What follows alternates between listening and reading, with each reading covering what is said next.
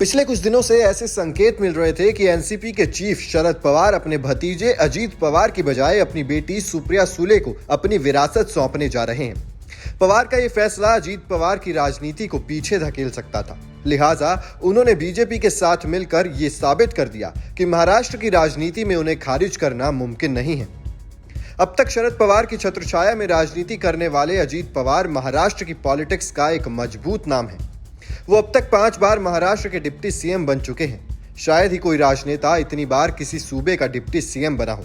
लेकिन सवाल यह है कि क्या अजीत पवार अपने चाचा का दामन छोड़कर कभी महाराष्ट्र के सीएम भी बन पाएंगे, जो महाराष्ट्र के किसी भी नेता का ख्वाब होगा।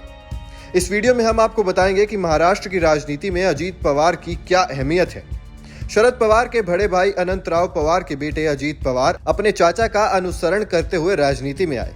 1991 में उन्होंने शरद पवार के गढ़ बारामती से लोकसभा चुनाव जीता, लेकिन जब शरद पवार तब की नरसिम्हा राव सरकार में रक्षा मंत्री बने तो उन्होंने इस्तीफा देकर अपने चाचा के लिए वो सीट खाली कर दी। उसी साल उन्होंने विधानसभा चुनाव भी जीता और महाराष्ट्र की कांग्रेस सरकार में मंत्री बन गए। फिर धीरे धीरे अजीत पवार महाराष्ट्र के विदर्भ इलाके की राजनीति का बड़ा नाम बनते गए। साल 2010 में कांग्रेस एनसीपी गठबंधन सरकार में अजीत पवार पहली बार डिप्टी सीएम बने और फिर 2012 में सिंचाई घोटाले में नाम आने के बाद उन्हें ये पद छोड़ना पड़ा, लेकिन कुछ महीने बाद वो फिर से डिप्टी सीएम बन गए। साल 2019 के विधानसभा चुनाव के बाद शिवसेना ने बीजेपी का साथ छोड़ दिया। एक नाटकीय घटनाक्रम में अजीत पवार बीजेपी के खेमे में जाकर डिप्टी सीएम बन गए, लेकिन ज्यादा दिन तक वो इस पद पर नहीं रह सके। कांग्रेस, शिवसेना और एनसीपी गठबंधन की सरकार में एक बार फिर वो डिप्टी सीएम बने, लेकिन जब शिवसेना नेता एकनाथ शिंदे ने बगावत की तो वो सरकार गिर गई। एकनाथ शिंदे मुख्यमंत्री बन गए और अजीत पवार विधानसभा में नेता प्रतिपक्ष बन गए। अब अपने चाचा से बगावत करके उन्होंने एक बार फिर से बीजेपी के साथ मिलकर डिप्टी सीएम की कुर्सी हासिल कर ली है। डिप्टी सीएम की कुर्सी अजीत पवार के लिए नई नहीं है, जाहिर उनका निशाना तो सीएम की कुर्सी ही होगी। कहा जाता है कि राजनीति संभावनाओं का खेल है।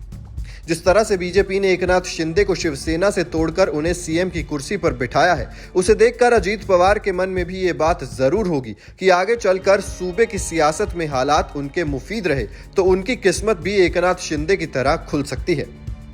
एनसीपी में हाल के महीनों में हुए डेवलपमेंट से अजीत पवार को ये अंदाजा तो हो ही गया था कि चाचा की पार्टी यानी एनसीपी में तो बाजी उनकी चचेरी बहन सुप्रिया सुले के हाथ में जा चुकी है, लिहाजा उन्होंने एनडीए में शामिल होने का जुआ खेल दिया।